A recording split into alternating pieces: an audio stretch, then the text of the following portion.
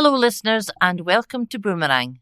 This is Team 4 bringing you the news from the West Lothian Courier with permission, published on Thursday the 5th of June 2025. And our readers today are Jackie, Alison, Kate and Joyce. Joan will join us later to take care of the distribution of the wallets, and Harry is our recorder and copier. Our broadcast, as usual, will be in 4 parts. Part 1 will be general news. Part 2 will include family announcements. Part 3 will have more general news items and the quiz. And in Part 4, we will include news about local sport, as well as the answers to the quiz and some items from the Connect magazine if we have time. In the public notices this week, we can tell by the number of road restrictions published that we're coming into gala day time. It seems to be all happening on June the 14th in the following places: Uphall, Fauldhouse, East Calder, Torfichan and Blackburn. Can I remind you that when you have finished with the recording, please put the memory stick back into the blue wallet, turn over the address label and post it back to us here in Whitburn from a postbox and not the post office. Now, let's get started with the lead story this week and Kate. Rapist handed 10 years in jail for a series of sexual attacks by court reporter. A high-risk rapist who perpetrated a catalogue of sexual and physical abuse over more than a decade was jailed for 10 years. Sex offender John Clark, 30, repeatedly raped 2 women who were subjected to threats of violence. A judge told him at the High Court in Edinburgh, "You continue to deny your crimes and you show no insight into the effects of your behaviour." Judge Thomas Welsh, KC, said, "You're assessed as a high risk of committing further sexual, physical and emotional harm." He said, "The crimes which you committed show a sustained and callous disregard for the well-being of your victims." The judge ordered that Clark should be under supervision in the community for a further 4-year period when he will be on licence and can be returned to prison if he breaches its conditions.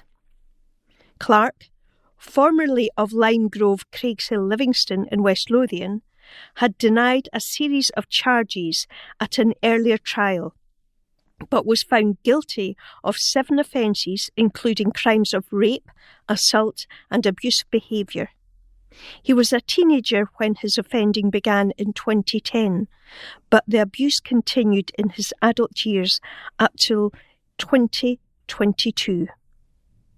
His first victim was also a teenager who was subjected to repeated assaults and rapes by him. She was repeatedly punched on the head and body, dragged by the hair, kicked, pushed against a wall, and hit her hand with a mallet during the course of physical abuse at his hands. Clark made violent threats, ripped hair from head, and bit her on the body. The offending occurred in Livingston and Pumperston in West Lothian. A second victim was raped by him at an address in Bathgate in Livingston. Clark also threatened her and her friends with violence. Defence counsel Jonathan Crowe told the court that Clark had no previous convictions and has a supportive family. He said he has a strong work ethic and was largely employed in the construction industry. Clark was placed on the sex offenders register indefinitely following his sentence. The judge made non-harassment orders prohibiting him from contacting or attempting to contact victims. The next item, shock as car is torched as kids slept in home, and this is by John Paul Clark. 2 thugs torched a car outside a West Lothian family home while a young boy slept inside. Police officers were alerted to the incident at Kingfisher Brae in Livingston in the early hours of Wednesday, May 28th. Speaking to the Daily Record, homeowner, Claire Campbell, said her son woke up as the two yobs splashed petrol over the car before setting it alight. She can be heard shouting, "Dad, your car is on fire," in terrifying footage that captured the incident at around 1 a.m. Claire said, "I've lived here in this house for 8 years and never any bother or trouble. Luckily, I was awake watching TV in my bedroom and my window was open, or it would have been a lot worse. I had to take my 8-year-old son into the garden at 1 a.m. because we were instructed to do so by the fire brigade in case the car blew up, and he was terrified. I've no idea why they would do this. Maybe they targeted the car because it was white and the damage would look worse." The clip shows the pair outside the property at the rear of the white BMW throwing liquid on the vehicle. Seconds later, flames engulf the back of the car as the thugs scarper from the scene. Police say one was wearing a grey, white and black hooded top, grey jogging bottoms and dark trainers. The other man was wearing a black balaclava, a blue hooded top with white stripes down the arms, blue jogging bottoms and black trainers with white soles. Another video shows 2 fire appliances on the street with a number of officers outside the vehicles. The Scottish Fire and Rescue Service have been contacted for comment. Claire said 2 police vans were also scrambled to the area following the incident. It comes as cops also said the incident comes after another white car was targeted in the area at the weekend. Just after midnight on Sunday, May 25th, a white Ford Fiesta Zetec was set alight in Ladeside Avenue, Blackburn. A man described as being of average height, of medium build, wearing a balaclava, grey Berghaus jacket and matching bottoms was seen in the area. Detective Inspector John Irvin said, "Our inquiries are ongoing and we are appealing to anyone who may have information to contact us. I would also ask anyone with private CCTV of the area at the time to come forward. You may have captured something that can assist our investigation. Anyone with information is asked to contact police on 101, quoting incident 0215 of 28th May 2025. Alternatively, Crime Stoppers can be contacted anonymously on 0800 555 111. And there's a photograph here of the car, the white BMW. You can see it's taken from maybe a bedroom, and you can see the BMW badge quite clearly on the car. And out at the back of the car, the flames are shooting out everywhere. Mum's chemo inspires Kirsty to design new clothing line. Napier student creates thread of hope for cancer patients by Elizabeth Hunter. A West Lothian student has created clothing designed for people undergoing cancer treatment in honour of her mum's battle with leukemia. Kirsty Blythe, 21, took inspiration from her mum Lynn's resilience during her treatment to develop a new type of clothing for others going through the same ordeal. The Edinburgh Napier University student came up with the concept for her final project, which she has titled Thread of Hope. It involves a top which allows easy access to a Hickman line, a tube commonly used for administering medicine during chemotherapy. The prototype is set to go on display at the university's degree show, which launched on Thursday, May the 29th. Kirsty from Broxburn said Lynn encouraged her to come up with the solution. She said, "My mum had 3 different Hickman lines during her treatment because it kept getting budged about by clothing. When I was coming up with ideas for my final project, she suggested doing something about that. After speaking to her about it and others who've gone through similar procedures, they all said it was something they struggled with. Hickman lines are typically attached to a patient's chest, just above the heart, with part of the tube staying outside the skin. It can be used to administer medication and food or to take blood samples. As Lynn continued her treatment during 2024, Kirsty began looking into ways to make the experience more personal. She continued, "The idea came when I was focusing on the emotional side of things. My mum was given a piece of cloth that hangs round her neck to cover the line at first, so I thought about ways of making that better. I thought that instead, patients could fill out a form and get the jumper made for them when they have the Hickman line fitted. There are similar ideas for people who've gone through hair loss or a mastectomy during cancer treatment. I wanted it to be personal and went through so many design ideas, but I'm happy with what I've ended up with. Everything seems to get taken out of your control when you're going through cancer treatment. I thought having a jumper like this could give some of that control back to the patient while maintaining their dignity and comfort." Her working prototype and unique concept will be on display at the university's annual showcase for students from the School of Arts and Creative Industries. Kirsty's mum will be among her proud family and friends visiting her display, which sits alongside work from the BE Design Product Design programme. She will also join course mates in July who are taking their final projects to New Designers 2025, the annual London showcase of the UK's most innovative emerging design talent, where she hopes Thread of Hope could be taken further.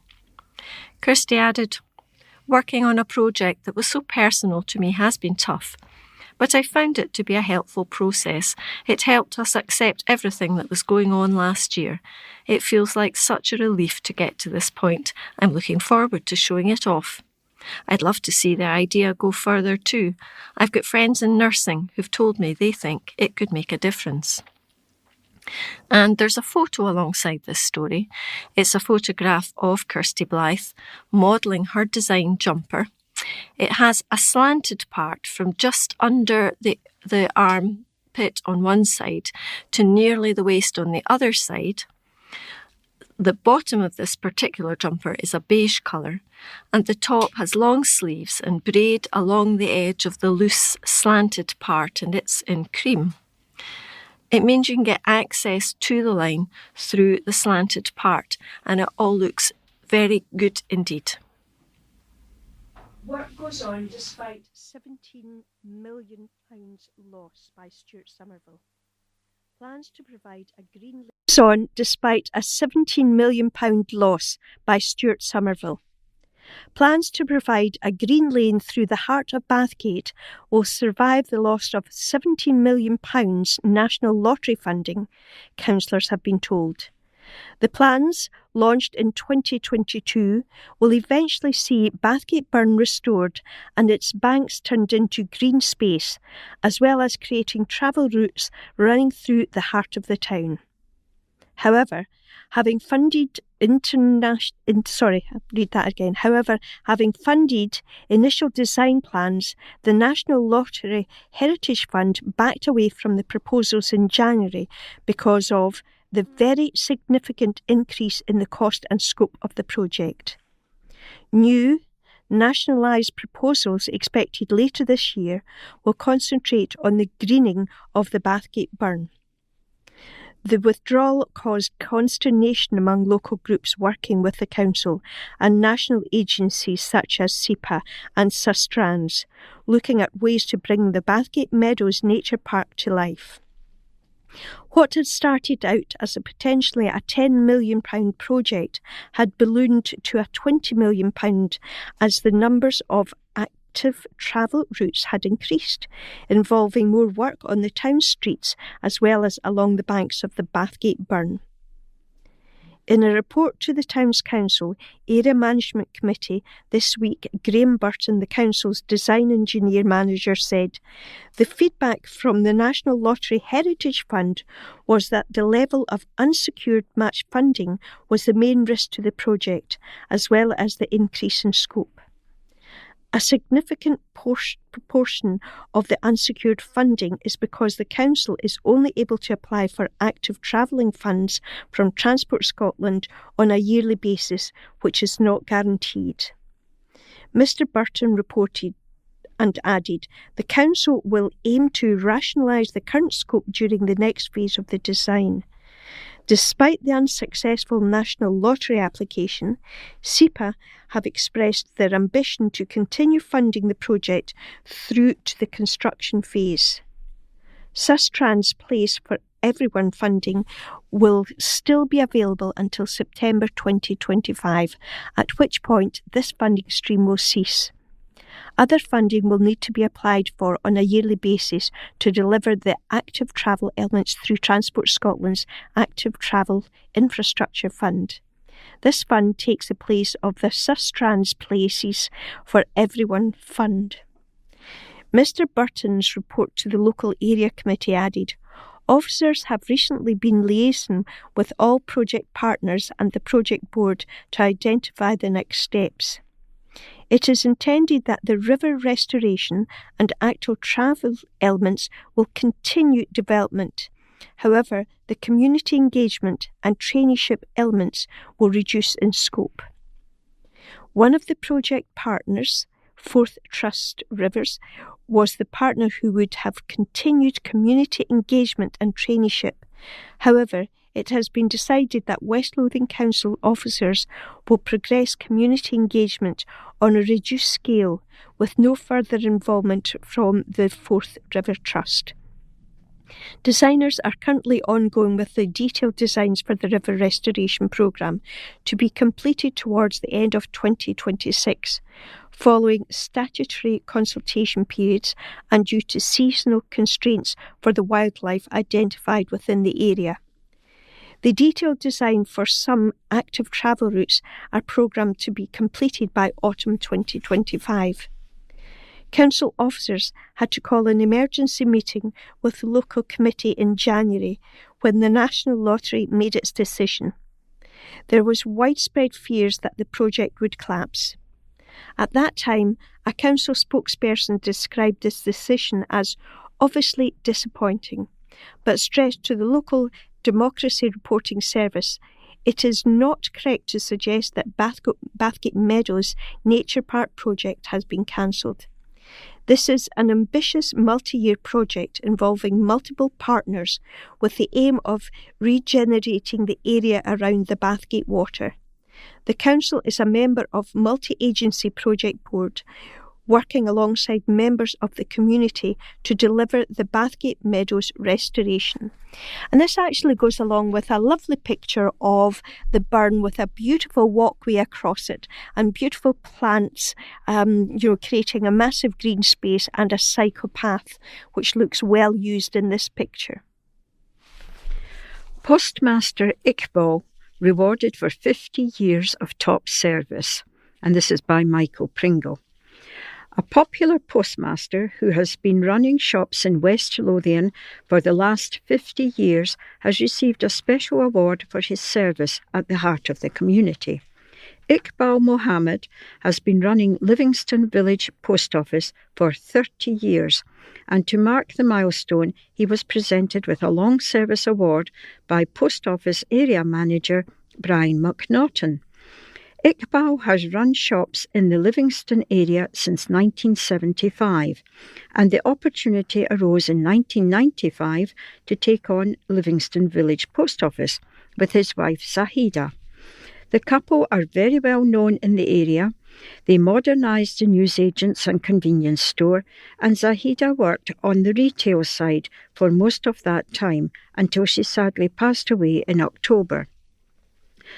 At first, their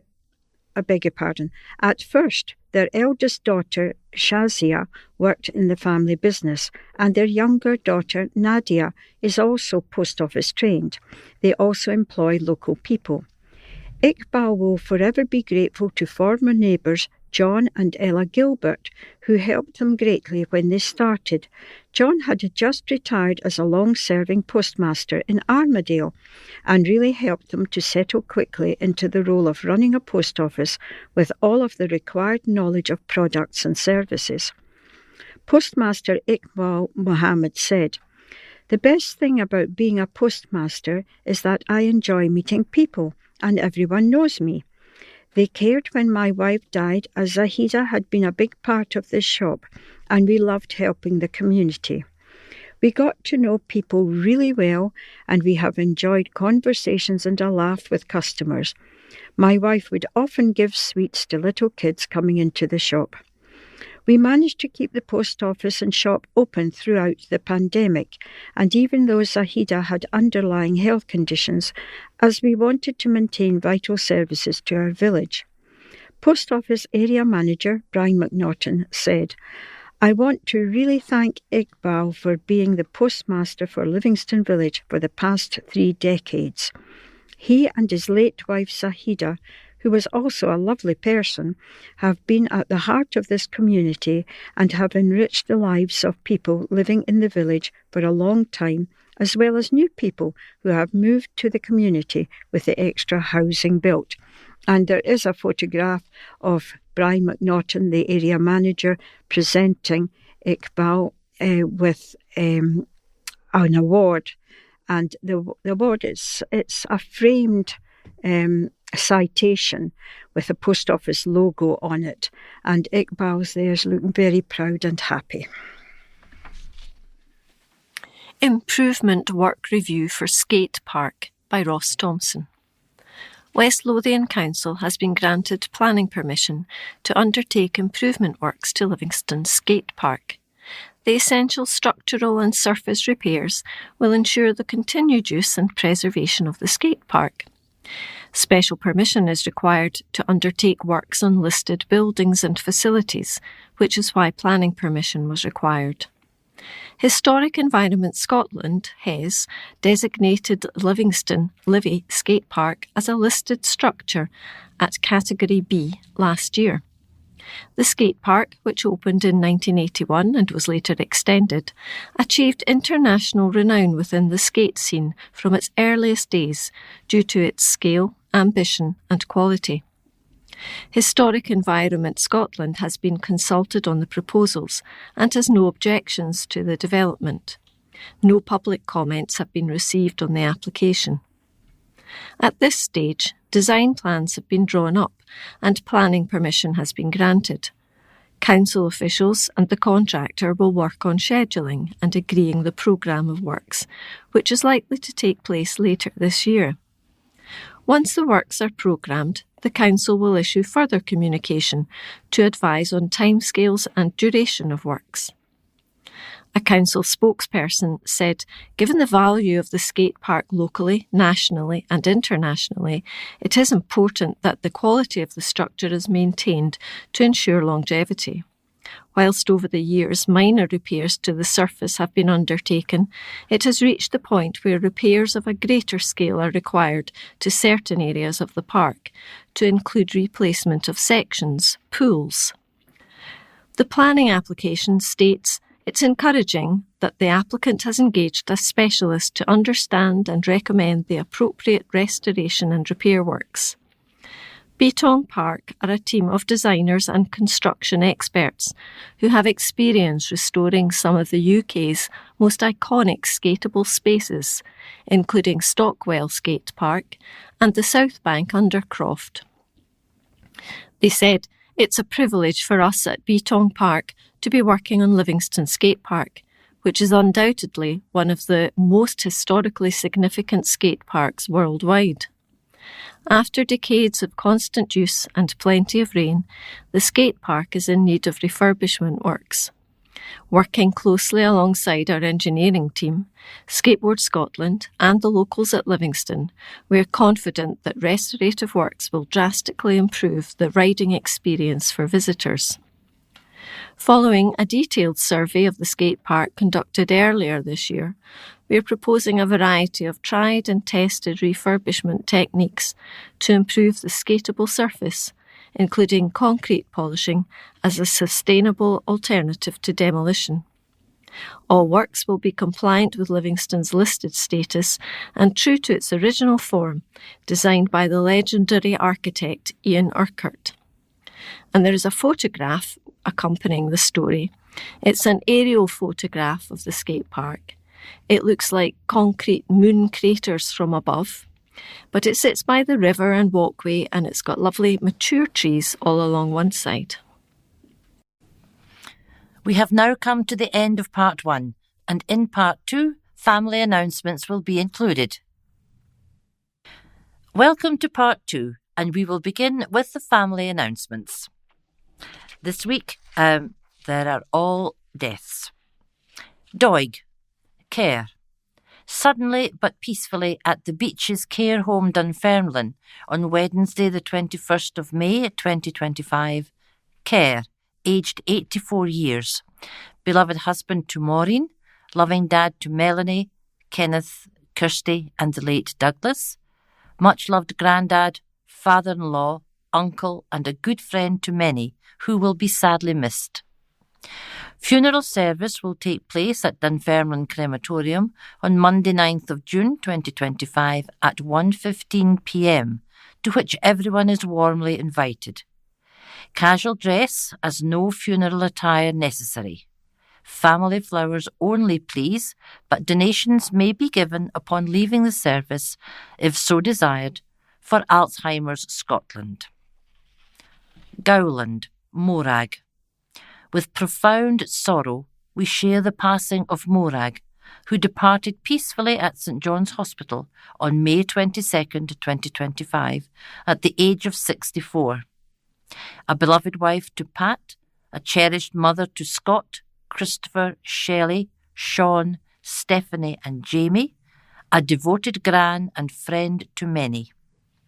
A celebration of her life will take place on Wednesday the 11th of June at West Lothian Crematorium at 1 p.m, to which all family and friends are warmly invited to join. Family flowers only, please.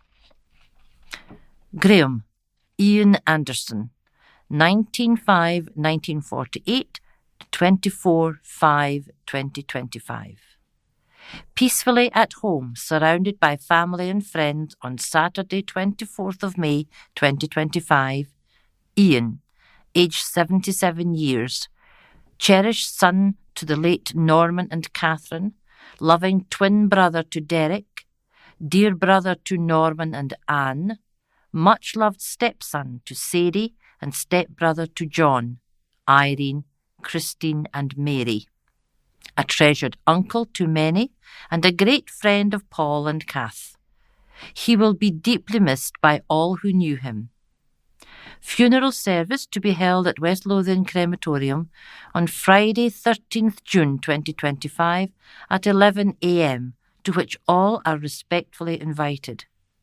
Donations requested to cancer research and cats protection in lieu of flowers. McInnes, Margaret Catherine. Peacefully at home on Friday 23rd of May 2025, Margaret, aged 85 years, beloved wife, mother, sister, auntie, friend and neighbour.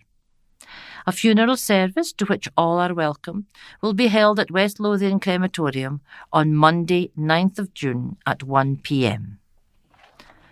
Zoltowska, Marisha, West Calder and Musselburgh. Died peacefully at Western General Hospital on 27th of May 2025, aged 69. Loved by many. Requiem Mass will be celebrated at Our Lady of Loreto and St Michael, Musselburgh, on Tuesday 10th of June at 10 a.m, followed by Morton Hall Crematorium at 11 a.m, to which all are welcome. Family flowers only, please. Donations, if desired, can be made to Marie Curie UK. R.I.P. And that brings us to the end of the family announcements for this week, so we will continue with more general news and Kate. Council's decision is for the birds by Stuart Somerville. A Bridgend man who has kept homing pigeons on Auld Hill Road in the village for more than 40 years has been given 28 days' notice to quit. Tom Weir had heard rumours of the planned redevelopment of the site for the last 2 years, but insists no one from West Lothian Council had any contact with him until he got the letter last week. Tom, 70, has 100 racing pigeons in lofts and fears his birds will have to be culled because he will not be able to move them within a month. I'm not killing them, and the council won't, but I've nowhere to put them, he said. Standing among the birds on the immaculate kept half-acre he has maintained since 1979, he told the local Democracy Reporting Service, "I don't know what's happening. I'm the last man standing with pigeons here. There used to be about 15 lofts. I've maintained this land for 46 years. He added, I heard rumours and said I would need a year's final notice to find another place and set up for the breeding season. I've explained that you just can't up sticks with breeding pigeons. This has been my life. He spoke to Councillor Tom Conn, telling him that he would need a bit more notice. I'm disappointed in the council. If they had come to me and said, look, we've got things in the pipeline, we might have to move you, I could understand that. But from them not to say anything to me, then hit me with a 28-day notice, it's out of order. The land is owned by Rosebery Estates, but leased to the council. In December 2023, the council agreed proposals to create a woodland walk on the sloping site which lies across the road from Bridgend Primary School. Further up the hill, the disused allotments show signs of occupation, but there's a sullen silence to the landscape. Livestock is held in makeshift pens and fires smoulder. The area is littered with fly tipping. Crude fences keep people out. It's a very different place. I don't concern myself with what's up there, Tom said. It's as if the council have just decided we'll get them out as well. I would just wish they had come and talked to me and tell me what was happening. It's the not knowing. They go on about people's mental health, but this has actually affected me. Tom is a member of the Winchborough and District Homing Society. There are also active clubs in Bowness, Broxburn and East Calder, although membership numbers are small. The pigeon game is dwindling, but we're in a federation. There's still enough, said Tom. He added, where my house is, I've got nowhere to push a shed up. They'll not get me out in 28 days, and I wouldn't be killing my pigeons in that 28-day period. I think it's ridiculous, and the council resorting to bullying tactics with me. A spokesperson for West Lothian Council told LDRS, we are currently progressing with plans to deliver a new community woodland area in Bridgend. The site is leased to the council by the property owners, and there are a number of occupiers currently using the site for allotments, garages and other purposes. These occupiers do not have any right or agreement in place to use the site, so we are now taking legal action to remove them and allow the redevelopment plan to proceed. Any occupier who wishes to discuss potential options for relocation within a reasonable timescale should contact us. And there's an actual nice pigeon of Tom Weir holding one of his birds, and it says, pigeon fancier Tom Weir has hit out at West Lothian Council. Residents hit out at level of antisocial behaviour. Concerned residents in a West Lothian street say they're sick of a chronic pattern of antisocial behaviour that has included harassment, verbal abuse, threats and damage to property. They claim a council tenant in Riddoch Hill Crescent, Blackburn, is causing chaos and his behaviour is having a detrimental effect on the well-being of residents, some of them elderly or vulnerable. Residents claim objects have been thrown and antisocial behaviour is occurring at all times of day and night, which is affecting elderly residents, young children and people with disabilities. West Lothian Council say the individual is already the subject of an ASBO, that's an antisocial behaviour order, but those living in the street say that isn't deterring further incidents. The whole street is being affected. This person is causing chaos, one resident told West Lothian Courier. The guy is so volatile and it's all unprovoked. There's been damage to people's property. The house he's in was previously privately owned, but the council bought it back and placed him in it a few months ago. Since then, it's been a nightmare. The police gave me advice on CCTV and other stuff to ensure I remain safe. It's things that I never expected to have to do. This isn't the first problem tenant in this street. They placed a paedophile here previously. 2 of the houses in the streets are being used for temporary housing, and they're rotating individuals who are coming out of prison.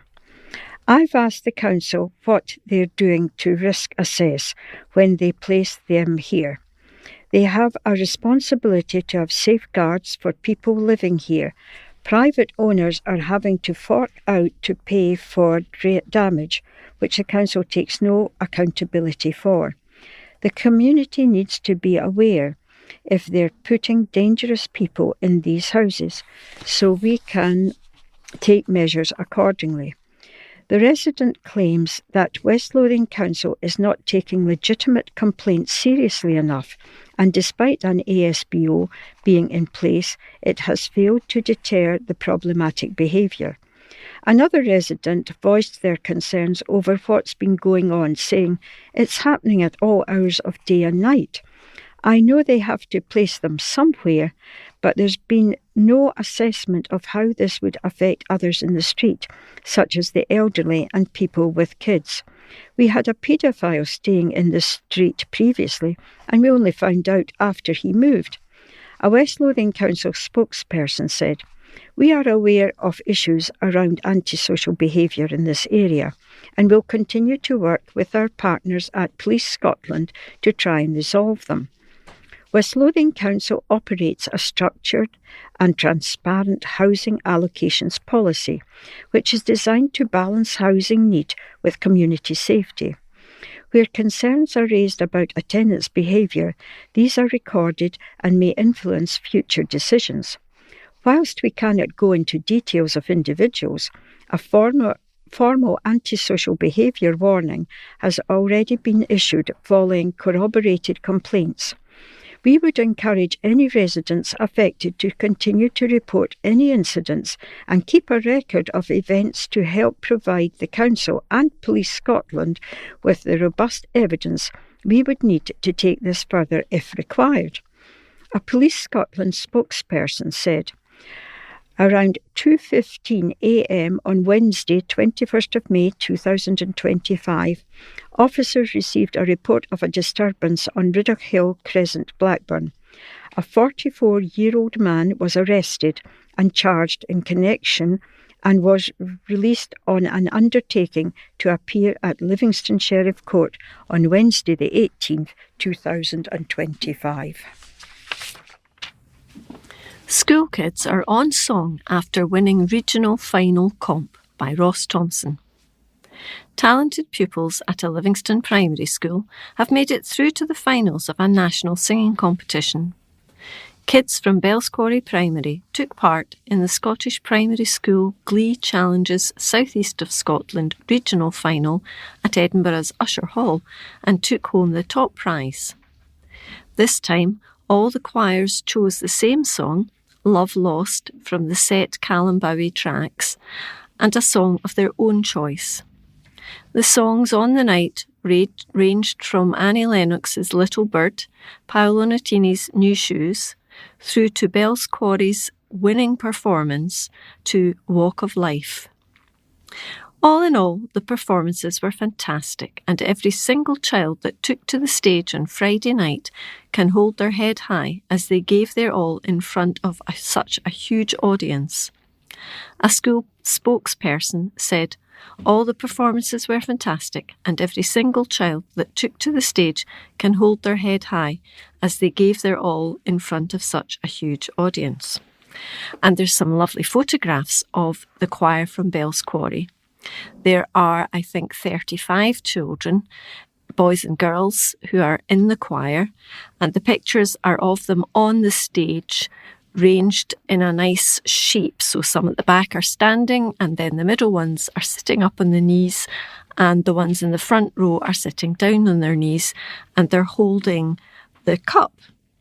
And the children are wearing dark trousers and then long-sleeved white tops, over which they have black t-shirts with bright green in a circle saying Bell's Quarry Glee. Cancer diagnosis inspires Richard's cycling challenge by Michael Pringle. An inspiring swimming coach from West Lothian, diagnosed with stage 4 cancer after turning yellow while holidaying in Portugal, is taking on a cycle challenge. Broxburn man Richard Bennett is raising funds for Maggie's Cancer Care Centres by taking part in the Sir Chris Hoy's Tour de 4 fundraising cycle challenge while living with stage 4 melanoma.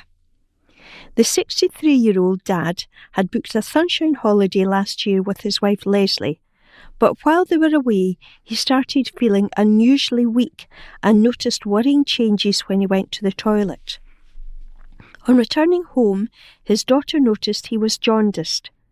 Richard, a head coach at Broxburn Swimming Club, went to St John's Hospital in Livingston that night, where he was scanned. The scan showed up a mass in his pancreas, but a few weeks later a biopsy revealed he had melanoma skin cancer. Doctors later confirmed that melanoma had spread to his pancreas, marking it on stage 4. Richard had been undergoing immunotherapy, which had been preventing the cancer advancing. Richard said, "It was a year ago just now, before I went away. I noticed my urine was darker and the stuff at the other end was lighter. I'd been working hard and had been desperate to get away with just me and my wife. I hadn't told my wife beforehand, and when I got over there, I hadn't a lot of energy and no appetite and thought something wasn't quite right." Richard then decided to research his symptoms on the internet, which suggested he should seek medical attention. "My daughter Sophie picked me up from the airport and said I looked yellow, so that was jaundice. What had happened was my bile duct had blocked. I was scanned at the hospital that night and there was a mass on my pancreas that had suspected as cancer. It was such a shock, I ended up in the Royal Edinburgh for a biopsy and they put a stent into my bile duct. They thought it was probably pancreatic cancer, which would have probably meant curtains for me. When the biopsy came back a couple of weeks later, they told me it was melanoma, skin cancer, that hadn't actually formed on my skin. They checked my body and there were no signs. They told me that the mass on my pancreas was effectively skin cancer. I hadn't come across anyone else with that happening. When they told me it was stage 4, I thought it would be a palliative care and I wouldn't last long.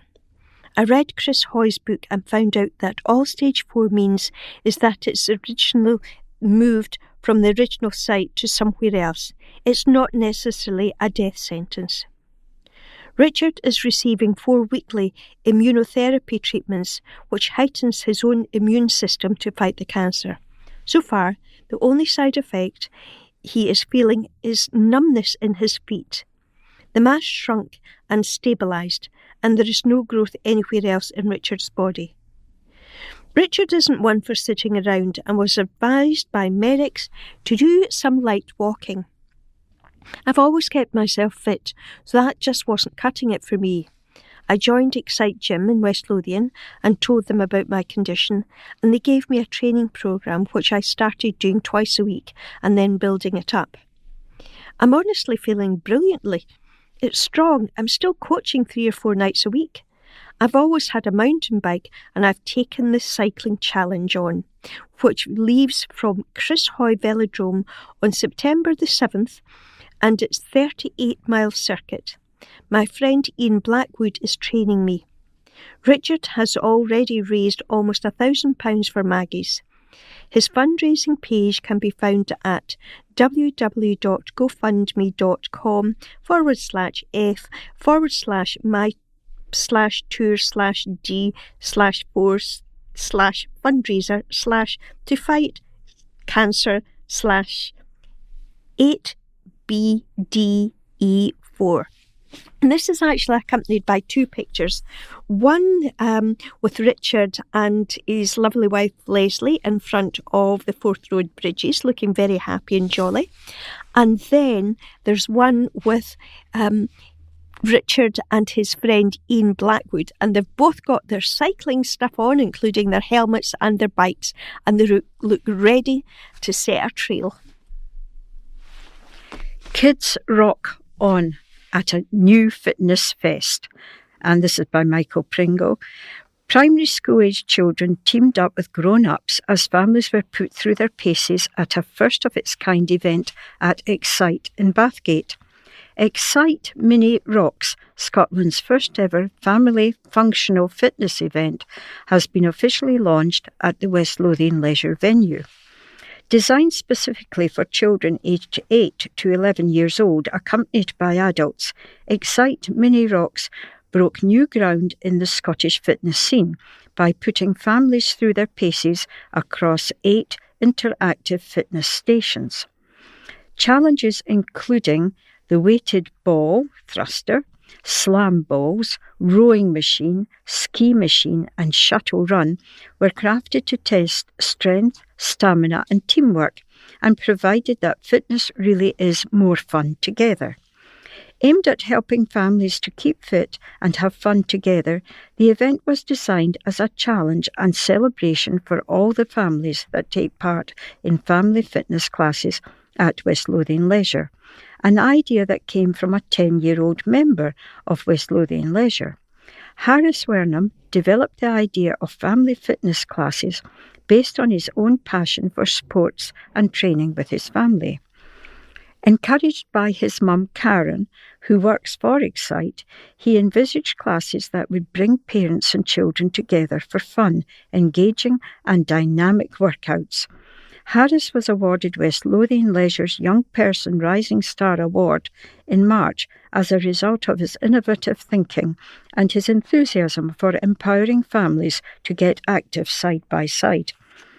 This new move by West Lothian Leisure makes an increased enthusiasm for keeping fit from young people, with the Leisure Trust receiving a 52% uplift in the number of teen gym sessions in 2023/24 since the introduction of another pioneering initiative, the Fitness Factory, a structured programme designed to introduce 12 to 15-year-olds to a gym environment safely and effectively. Lorraine Pollock, Sports Development Manager at West Lothian Leisure, said, "Excite Mini Rocks is the first event of its kind to take place anywhere in Scotland. It's bold, it's family-focused, and it represents exactly what we stand for, bringing people together through health, movement and fun." Harris approached us with a vision to create fitness experiences that kids and parents could do together. His creativity, passion and community spirit made this event and many other family fitness classes possible. With over 50 participants, the success of Excite Mini Rocks, which took place at the end of Mental Health Awareness Week, signals a major step forward for community-led inclusive fitness experiences.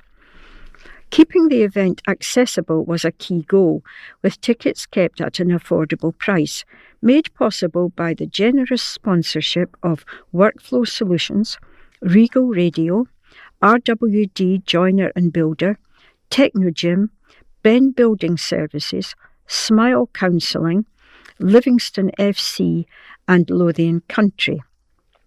Lorraine added, "This is what social impact looks like in real time. Families came together, kids got inspired, and our whole community showed what can happen when we think differently about fitness." For more information on the Family Fitness Factory classes at West Lothian Leisure, visit www.westlothian.com/activities/fitness-family-fitness-factory. And this is accompanied by a photograph, and there's a wee boy right in front here, and he's got on black shorts and orange top and black socks and trainers, and I think it must be his dad's holding his feet while this wee boy does some, is it curls, I think you call them? Body curls, anyway. And his dad's also dressed in an orange t-shirt and black shorts. And looking beyond the dad and his wee boy, there's other children and with their parents, all dressed in black shorts and orange t-shirt. Over £3 million paid to carers. Over £3.1 million has been paid to carers in West Lothian through a new Scottish benefit. Almond Valley MSP Angela Constance has welcomed the latest figures, showing that carers in West Lothian have received a total of £3,157,710 through the Scottish Government's Carer Support Payment since the pilot began in November 2023. This new benefit, which replaces carers' allowance for new applicants in Scotland, is designed to better support unpaid carers. The figures show that since its rollout, over £89 million has been delivered across Scotland, with West Lothian accounting for 3% of all applications. A total of 17,260 applications were received by Social Security Scotland by the end of March 2025. Angela Constance, MSP, said, "Unpaid carers play a vital role in our society, often sacrificing their own well-being to look after loved ones. I'm proud that the Scottish Government is stepping up to support them with direct financial help. Over £3.1 million to carers in Almond Valley shows the real difference our new social security system is making. That is one built on dignity, fairness and respect. As Westminster parties argue over who can be harsher on welfare, Scotland is choosing a different path, one that values and supports those who care for others." And that brings us to the end of part 2. And in part 3, we will begin with the quiz. Welcome to part 3, and we will start this section with the quiz. Question 1. What is the most populous country in the world? Is it Russia, India, or China? Question 2. Which US actor is the father of Angelina Jolie? Is it Jon Voight, or Robert Redford, or Burt Reynolds? Question 3. Which TV sitcom is based at the Solana Hotel? Is it The Hotel, or Benidorm, or Fawlty Towers? Question 4. In which year did Richard Nixon resign as US President? Was it 1974, or 1977, or 1971? Question 5. Which England footballer was known as the Preston Plumber? Was it Tom Finney, or Nat Lofthouse, or Stanley Matthews? And question 6. What is the name of a person who shoes horses? Is it a farrier, a cooper, or a fletcher? There we are. Those are the 6 questions for today, and I hope that you find them very easy and straightforward. And now we will continue with general news and Kate. False fire call-outs dropped to 0. Livingston North has become the first area in West Lothian to have no false fire call-outs. There were 0 false alarm calls in the last 3 months, almost 2 years after the Scottish Fire and Rescue changed the rules to automatically respond to fire alarms in a bid to save thousands of pounds and cut waste of resources. Watch Commander Paul Harvey told a meeting of Livingston North Local Area Committee that the number of call-outs had plummeted. I'm happy to report that in the last quarter that number is 0. I think that it is the first time we have had 0 unwanted alarms in any quarter.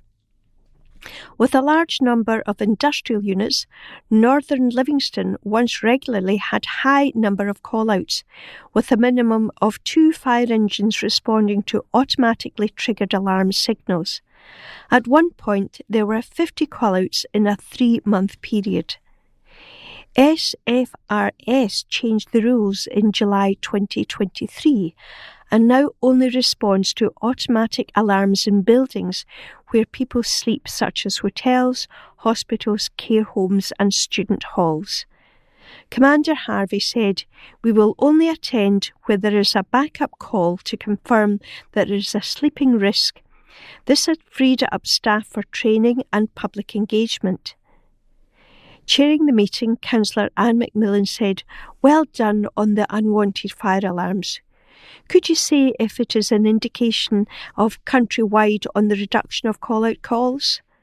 Commander Harvey said that the plan estimated that there would be a 57% reduction in the number of false alarm call-outs. He added, "It has been a significant reduction.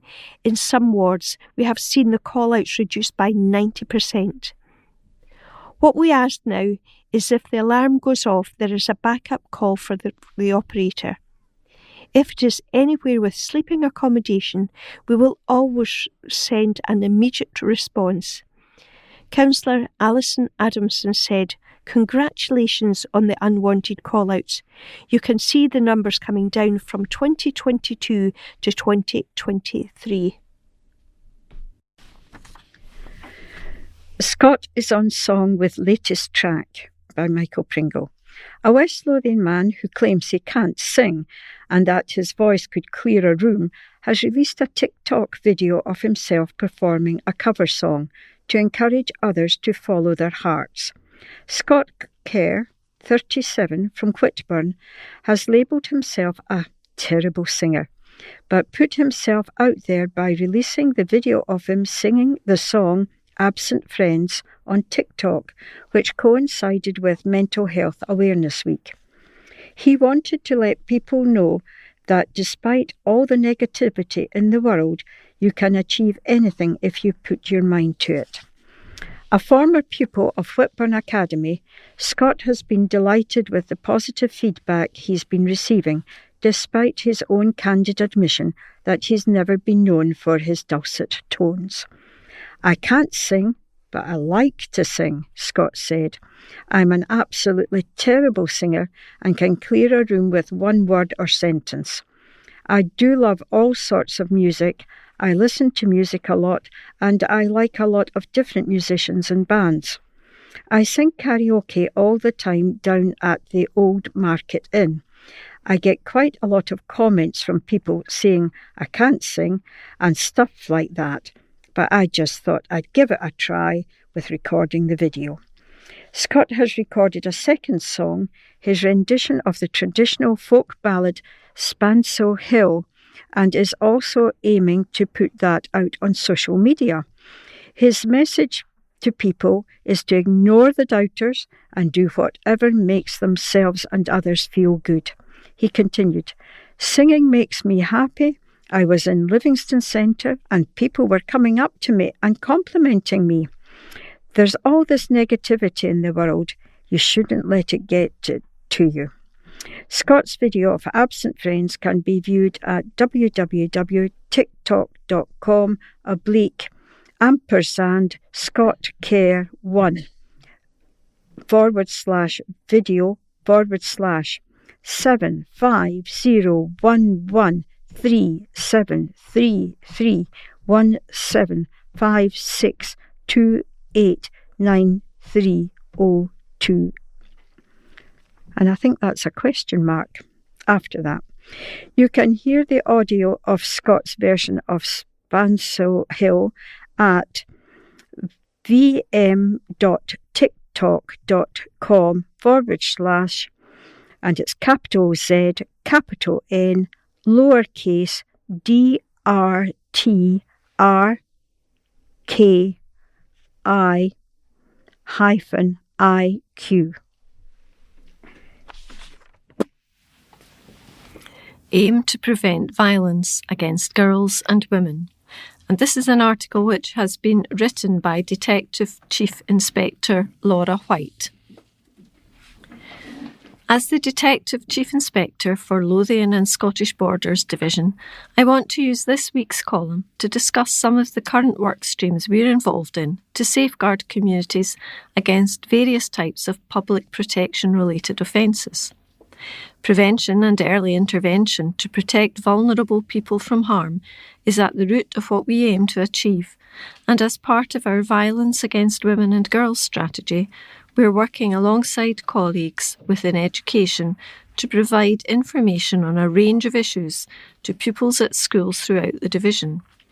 We recognise the importance of educating children and young people on healthy relationships, consent and online safety to prevent the development of harmful attitudes and behaviours. In the coming weeks, we'll be looking to develop our work with primary 7 leavers and our young people starting high school to support the inputs they receive in class time in terms of relationships, sexual health and parenthood. To support these messages, school link officers will look to deliver additional inputs, either in school setting or as part of the Risk Factory Centre trips, to reinforce healthy relationships and boundaries, understanding of consent, the various guises of domestic abuse, and where our young people can go in terms of signposting if they require help and support. Last month, some of our detectives and response officers attended a continuous development training event during National Stalking Awareness Week. This was designed to strengthen officer confidence and capability in identifying, investigating and responding to stalking reports. Stalking can have serious and lasting effects on victims. It affects a person's quality of life, ability to live freely, and in some cases can lead to significant harm or even death. Stalking behaviours can be subtle, manipulative, and disguised by perpetrators as legitimate or incidental actions on their part.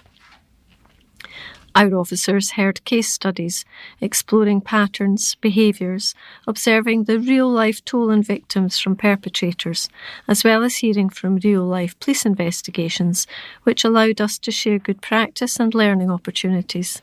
It's essential that our officers are equipped to understand their responsibilities in respect of stalking, how to recognise the signs and maximise investigative opportunities in order to provide the best service we can to those impacted.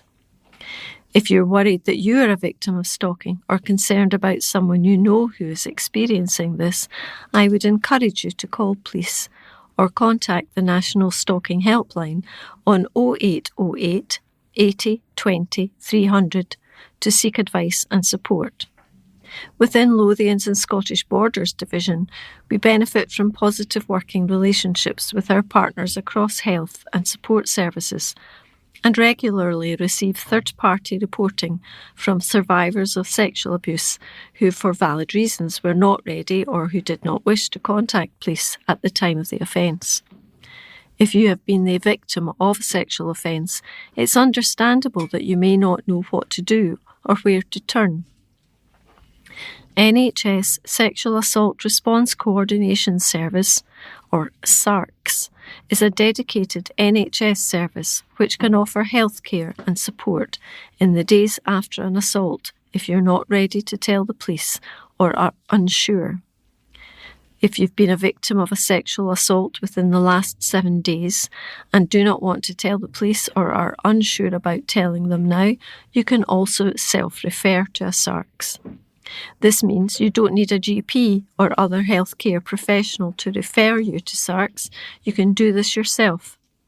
More information about how to self-refer and the telephone number to call is on the NHS Inform website at nhsinform.scot. SARCS. Children supported through payment. Over 12,000 children were supported through the Scottish Child Payment by families in West Lothian. The Scottish Child Payment, currently £27.15 per week for each eligible child under 16, is a key part of the Scottish Government's mission to eradicate child poverty. Independent analysis shows that child poverty in Scotland is 4 percentage points lower than it would be without the targeted support. Amman Valley MSP Angela Constance said, "Under John Sweeney's leadership, the Scottish Government has made tackling child poverty its top priority, and it's working. Scotland is the only part of the UK where child poverty is expected to fall directly because of the government policy. In Amman Valley, this support is not just numbers on a page, it's food on the table, shoes on growing feet, and breathing space for families who are doing their very best.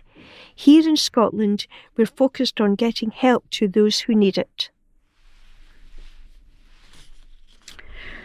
School staff successfully complete Marathon Fest run by Ross Thompson.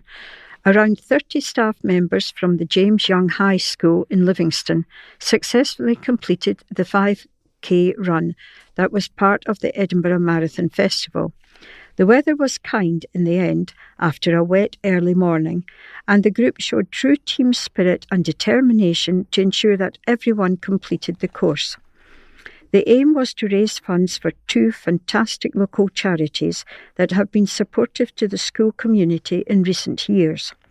They were Jack's Den, who have headquarters close to the school and is a centre offering emotional, social and practical support to young people with cancer, and Love Oliver, who raise funds for vital research into childhood cancers, as well as providing financial and practical support to parents of children who have been diagnosed with cancer. Both charities do amazing work in improving the quality of life for families at the most difficult time, and the team wanted to give something back from the school community.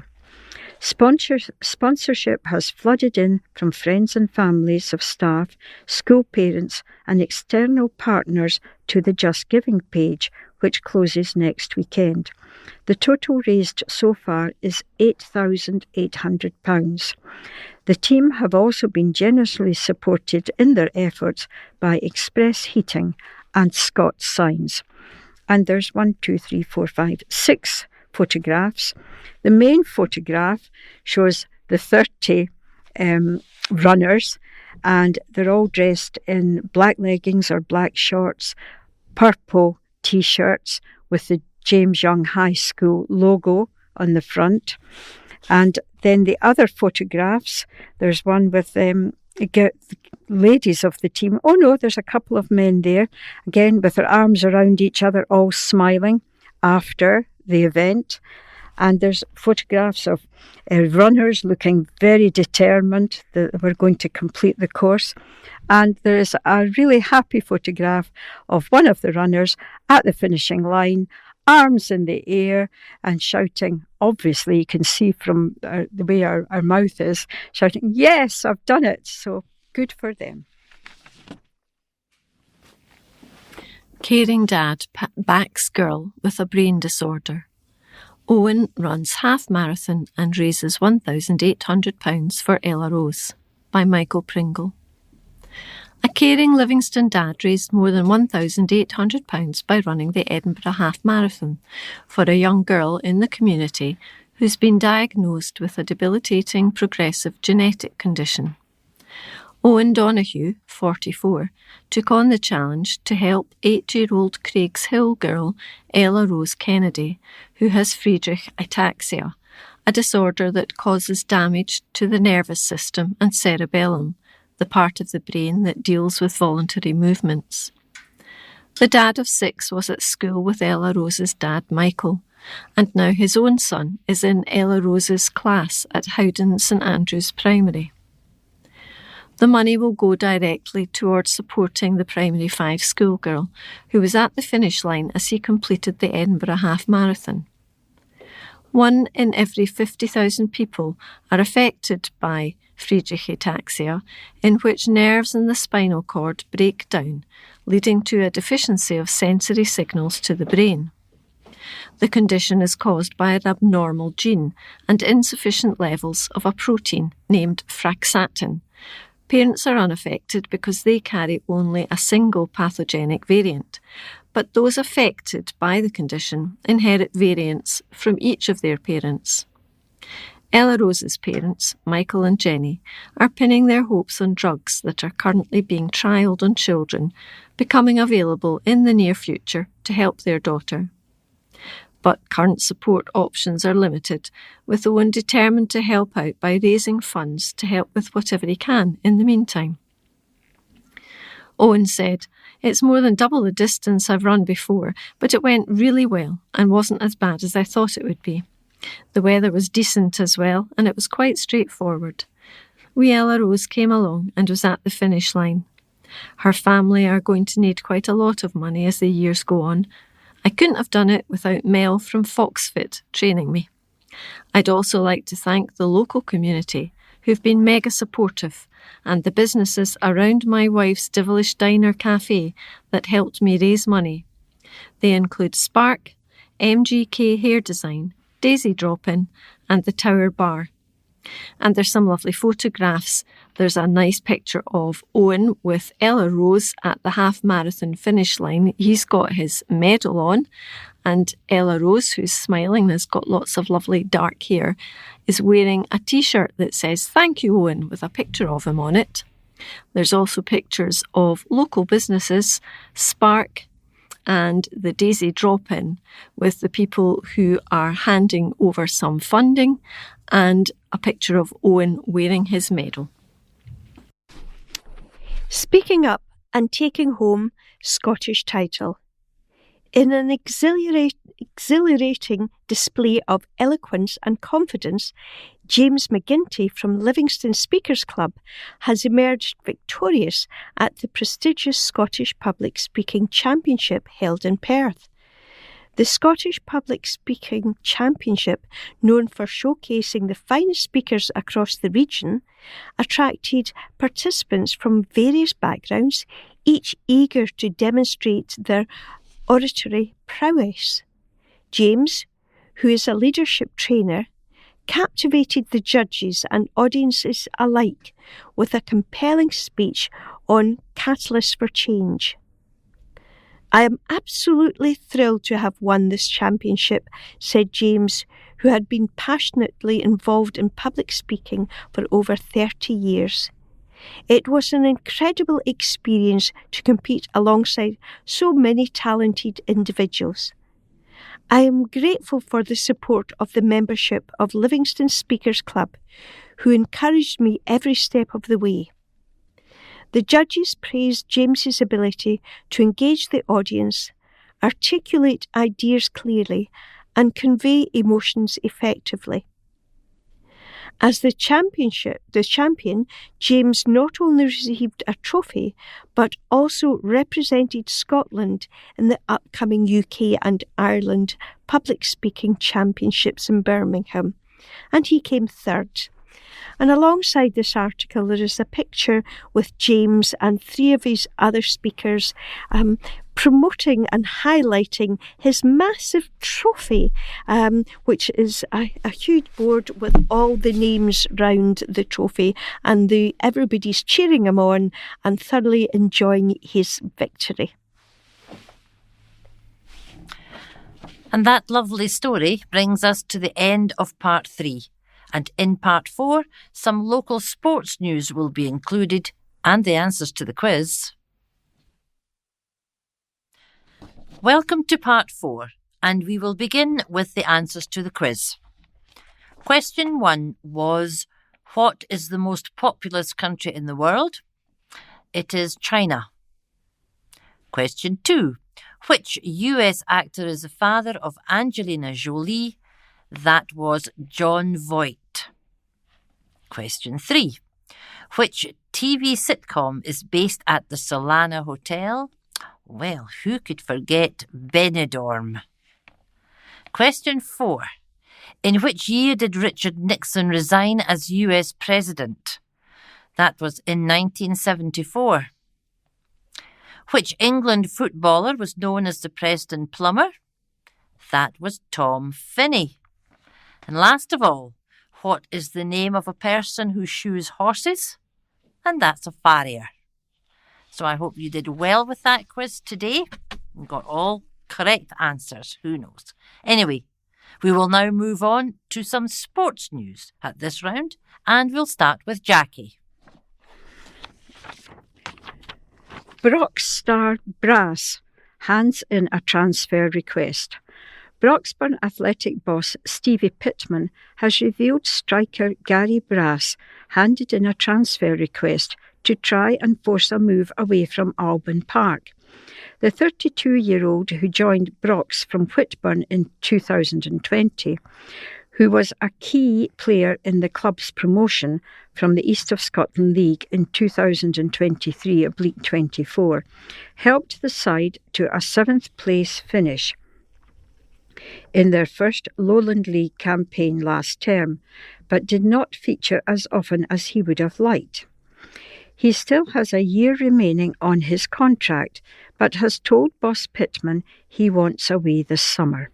However, Pittman insists they won't be letting their centre-forward leave for buttons if he does depart. Pittman said Gary Brass has put himself on the transfer list. He is wanting more game time, which I can't guarantee.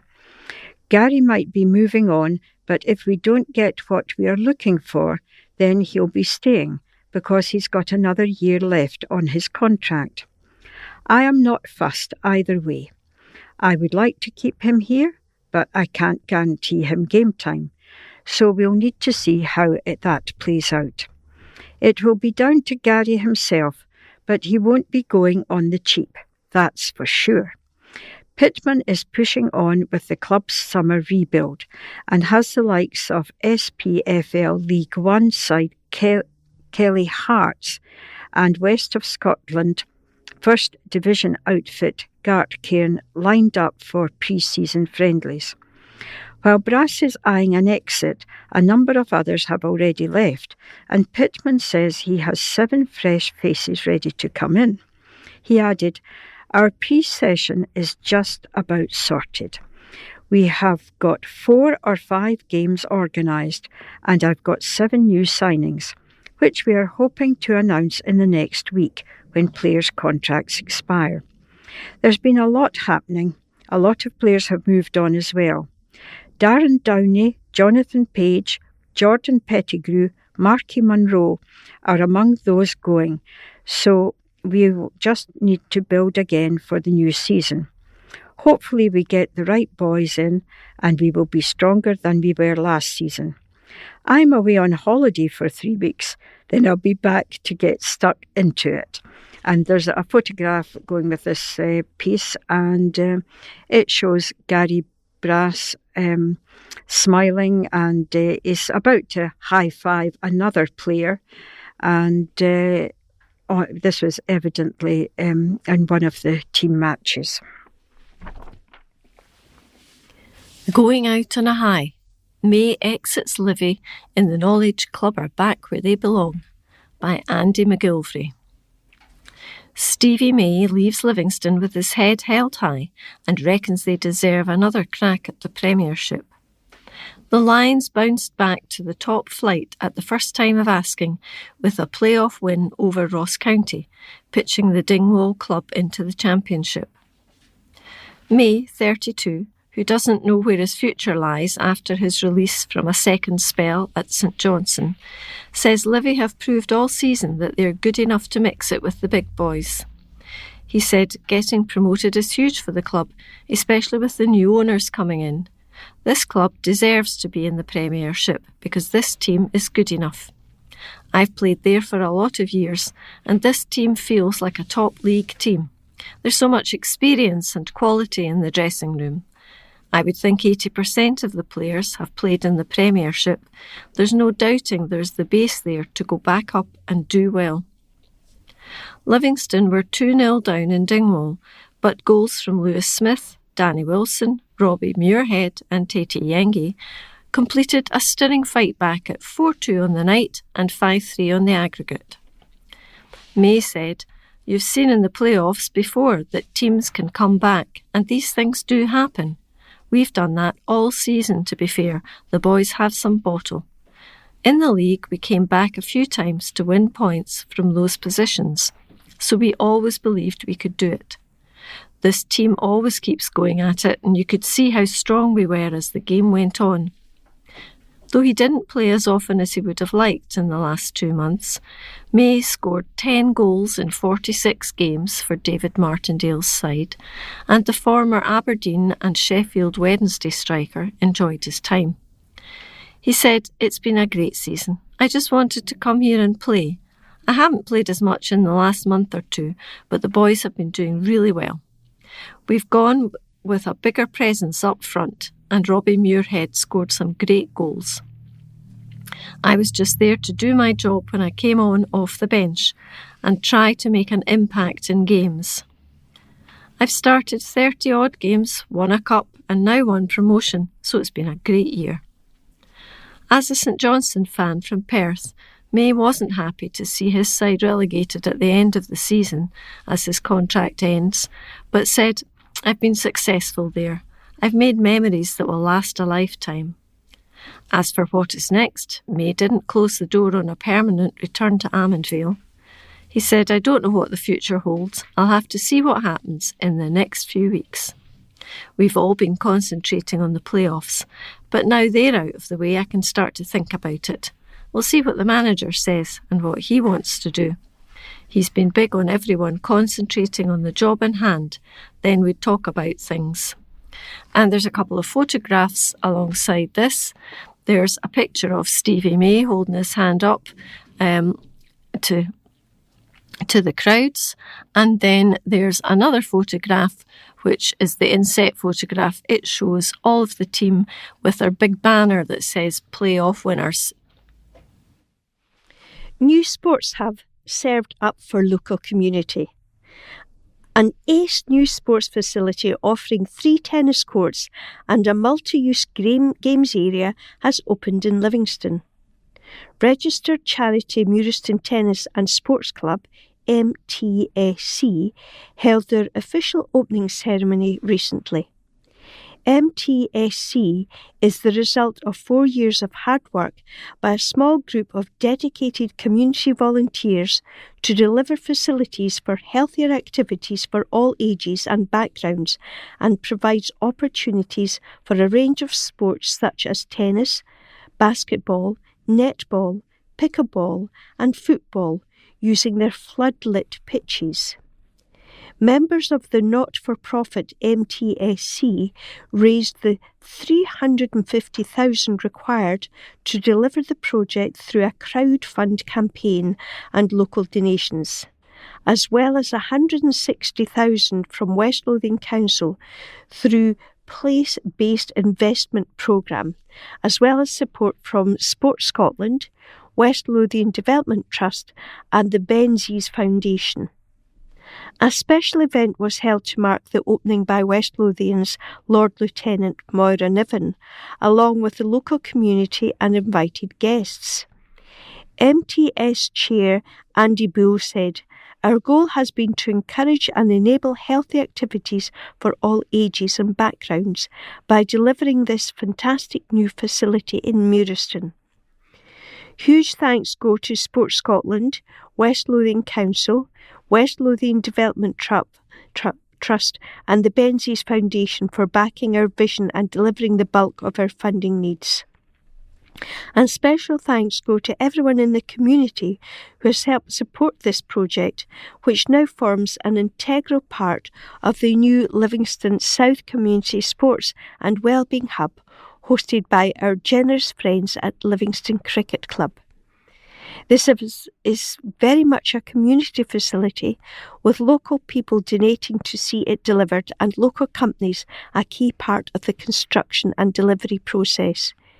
We have over 85 members signed up already, and we hope to continue to grow and establish ourselves as a key part of the community.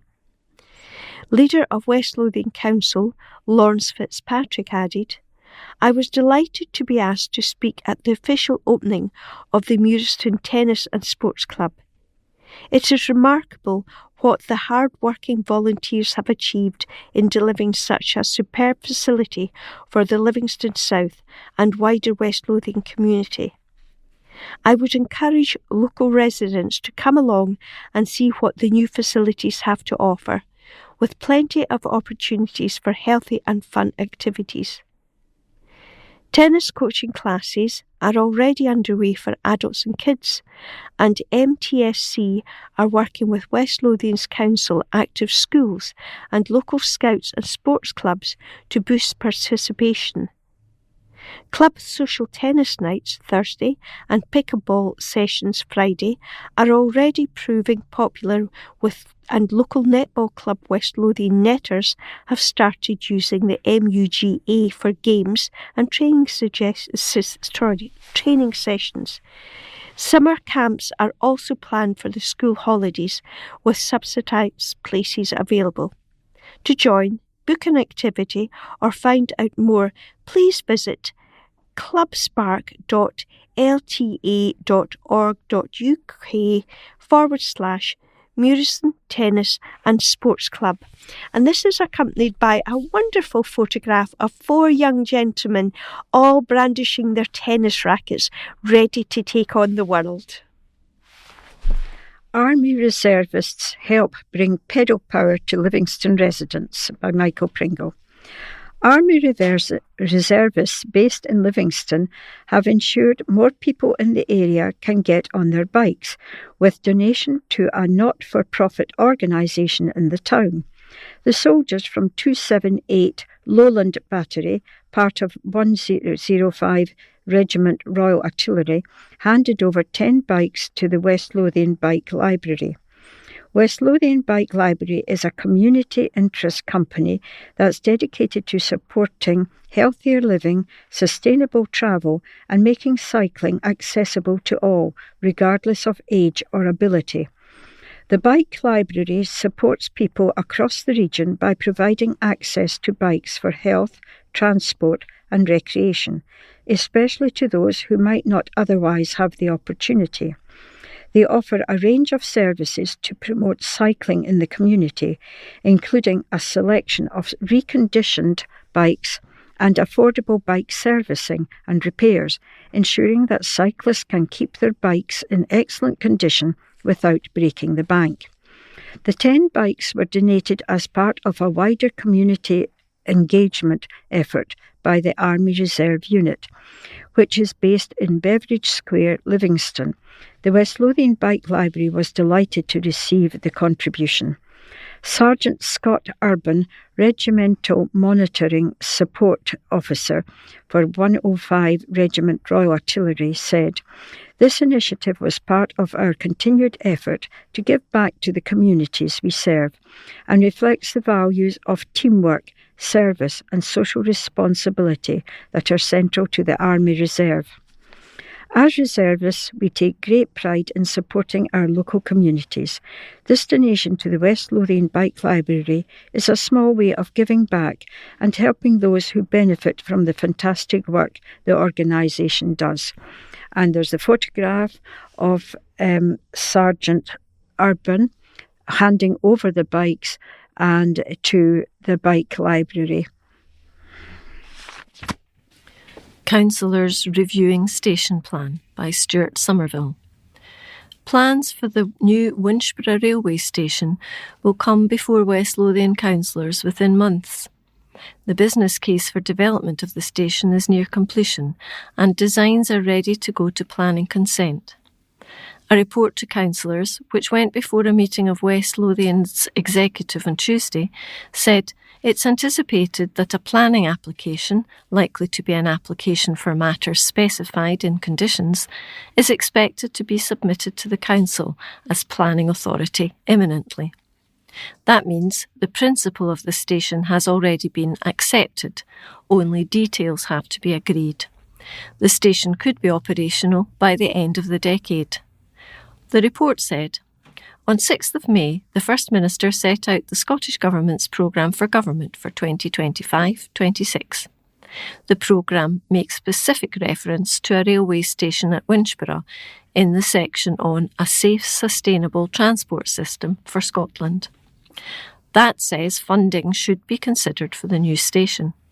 Network Rail is set to lodge the planning application. The station cost is estimated at between £20.5 million and £22 million. The report details an additional stop at Winchborough has already been incorporated within the timetable for the Edinburgh-Dunblane service, and this has no timetabling impacts on the Edinburgh-Falkirk High-Glasgow timetable. The design will incorporate an initial 100-space car park with room for expansion.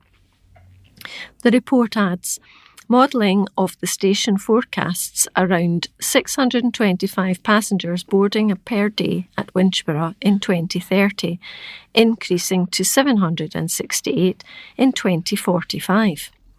In the morning peak hour, there will be around 80 passengers travelling towards Edinburgh and an estimated 50 towards Stirling. This will equate to an increase of around 10% in rail usage on the Stirling to Edinburgh rail service. Winchborough passengers' demand is forecast to grow by around 20% between 2030 to 45. There's likely to be a 20 to 25% reduction in bus patronage when the station opens, but this loss will be recovered as the housing development is built out. As a comparison, passenger usage at nearby railway stations shows Linlithgow has 1,400 passengers a day and Uphall with 650. Only Falkirk High with 1,100 passengers comes close to Linlithgow, with passenger numbers in the hundreds at Polmont and Falkirk Grahamston.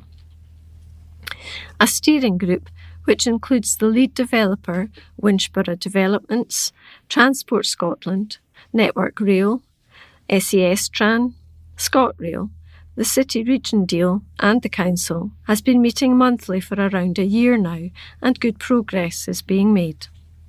The steering group reports to a stakeholder group comprising MSPs and elected members from the council, together with members of the steering group. The next meeting of the stakeholder group has been confirmed for later this month. With the business case complete and designs ready, funding has to be secured. Current costs are based on 2027 estimates. Lines in Cup action. Livingston will kick off their Premier Sports Group stage campaign at East Fife in July. David Martindale's side are in Group H, alongside Premiership rivals Kilmarnock, Brora Rangers and Kelty Hearts.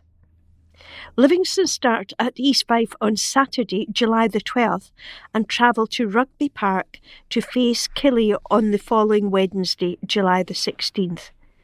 The West Lothian club host Highland League side Brora Rangers on Saturday, July the 19th, and end their campaign at home to League One Kelty Hearts on Saturday, July the 26th. The clash against Kilmarnock has been selected for broadcast by the Premier Sports. Meanwhile, left back Marty Clark has left Livingston 12 months into a 2-year deal to sign for Ballymena United in Northern Ireland. The move is so he can be close to his family home, and the 31-year-old leaves with the club's best wishes. Fellow defender Michael Nottingham is also leaving at the end of his contract this summer. The 36-year-old from Birmingham had said, "Thank you, Livingston, for everything. Truly enjoyed my time at the club and so happy to be leaving on such a high." The final item today has been taken from the Connect magazine, and it's about Linlithgow's Rose Garden. With an invitation, join us for the 75th anniversary celebration. The popular Linlithgow Rose Garden, situated behind the town's borough halls, was opened in May 1950, and a community event is being organised to celebrate its 75th anniversary. The garden is on what once was the site of the town's grammar school, which was destroyed by fire in 1902. Local businessmen donated the ground to the community in 1903, and it later became the site of a curling pond, which, unfortunately, fell into disrepair. Through the efforts of the Town Council and the Ministry of Works, the garden was transformed into the place it now is, where residents and visitors alike can enjoy the tranquility it offers. The community event to celebrate this important anniversary will be held on the 15th of June, immediately before the Linlithgow marches. A number of musical and other artistic groups fitting for all ages will perform in the Rose Garden and other areas to the rear of the borough halls. There'll also be opportunities for clubs and voluntary organisations to promote their activities to those attending. And if you want a stall, please email linlithgowrg@gmail.com to book one. Of course, events like this and the general upkeep of the Rose Garden can't be done without volunteers. If you're interested in helping in any way, please contact us through our Facebook page, that is Friends of the Rose Garden Linlithgow, or email linlithgowrg@gmail.com. We're looking forward to seeing you there on the 15th. And that brings us to the end of our broadcast for this week. When you have finished listening, please put your memory stick back into the blue wallet, change the address label, and remember to post it in a postbox and not to the post office. All that remains is to send you our very best wishes for the coming weeks, and until next time, take care. So it's cheerio from Team 4.